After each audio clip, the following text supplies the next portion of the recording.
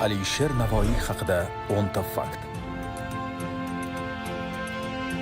Alisher Navoiy 1441-yil Hirotda tug'ilib, 1501-yil shu yerda vafot etgan.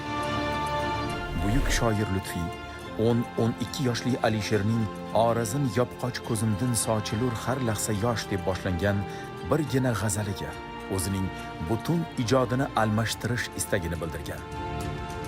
Navoiy 50 ming misradan ortiq she'rni yod bilgan. Alisher Navoiy turkiy tilda yozgan asarlarda Navoiy, Forsidagilarda foniy taxallusini qo'llagan. Alisher Navoiy ulug' amir, podshohning eng yaqin kishisi, din va dunyo ishlarida haq va haqiqat nizomi nomli yuksak unvonlar sohibi bo'lgan. Navoiy 52 ming misralik Xamsa asarini yozishga atigi 6 oy sarflagan. Alisher Navoiy o'z ijodida 26 mingdan ortiq so'zdan foydalangan.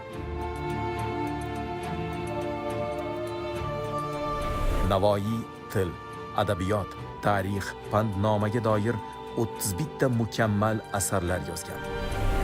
Alisher Navoiy 80 ta masjid, 52 ta rabot, 16 ta ko'prik, 4 ta madrasa, 1 ta kutubxona qurilishiga homiylik qilgan.